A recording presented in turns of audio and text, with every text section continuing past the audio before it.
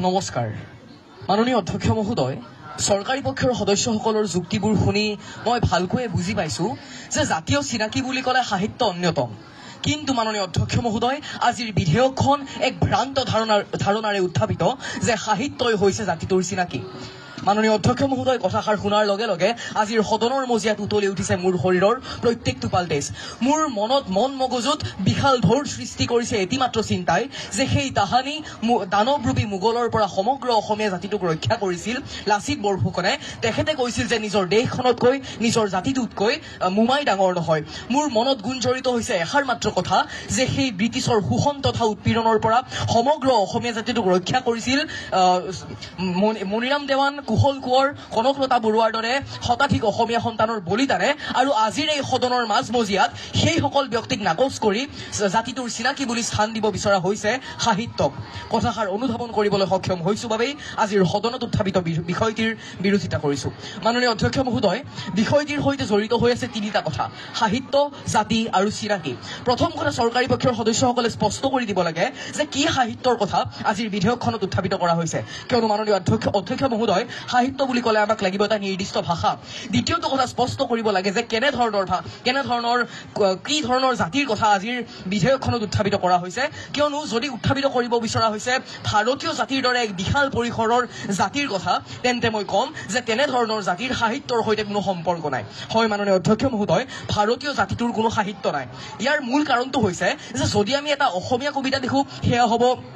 অসমীয়া সাহিত্য যদি আমি হিন্দী কবিতা লিখো সেয়া হ'ব হিন্দী সাহিত্য কিন্তু ভাৰতীয় জাতিটোৰ সাহিত্য ক'ত কিয়নো সেই ভাৰতবৰ্ষত বসবাস কৰে বহুতো অসংখ্য সৰু বৰ জনগোষ্ঠীয়ে যাৰ ভাষা বেলেগ বেলেগ যাৰ সাহিত্য বেলেগ বেলেগ আৰু যিহেতুকে ভাৰতৰো কোনো ৰাষ্ট্ৰীয় ভাষা নাই সেয়েহে ভাৰতীয় জাতিটোৰ কোনো সাহিত্য নাই আৰু আমি বহু দূৰলৈ যাব নালাগে আমাৰ যদি মাতৃভাষা ভাৰতবৰ্ষৰ সৈতে আজিৰ সদনত উত্থাপিত বিষয়টি ৰিজাই চাওঁ তেন্তে গম পাম যে এই সদনৰ উত্থাপিত বিষয়টি সম্পূৰ্ণৰূপে ভুল মাননীয় অধ্যক্ষ মহোদয় তৃতীয়টো কথা হৈছে চিনাকি কেনেধৰণৰ চিনাকি অৰ্থাৎ সেই চিনাকি ইতিবাচক হ'ব নে নেতিবাচক হ'ব সেয়া চৰকাৰী পক্ষৰ সদস্যসকলে স্পষ্ট কৰি দিব লাগে কিয়নো মাননীয় অধ্যক্ষ মহোদয়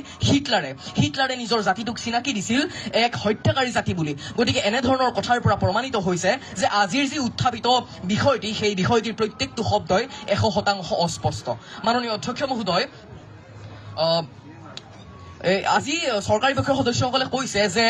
সাহিত্য সভাৰ উদাহৰণ দিছে মাননীয় অধ্যক্ষ মহোদয় কিন্তু মই ক'ব খুজিম যে যদি আমি অসমীয়া জাতিৰ কথা বিবেচনা কৰোঁ আজি অসমত বসবাস কৰে 3,57,13,000 ব্যক্তিয়ে আৰু সেই 3,57,13,000 ব্যক্তিৰ জানো 10% ব্যক্তি অসমৰ সাহিত্য জগতৰ আটাইতকৈ উৎকৃষ্ট নিদৰ্শন সাহিত্য সভাৰ মজিয়াত উপস্থিত হৈছে নাই হোৱা অধ্যক্ষ মহোদয় গতিকে মই ক'ব খুজিম যে সাহিত্য জাতি এটাৰ পৰিচয় কেতিয়াও হ'ব নোৱাৰে মাননীয় অধ্যক্ষ মহোদয় জাতীয় চিনাকি বুলি ক'লে আমি এনে এটা বিষয়ক বুজো যিটো বিষয়ত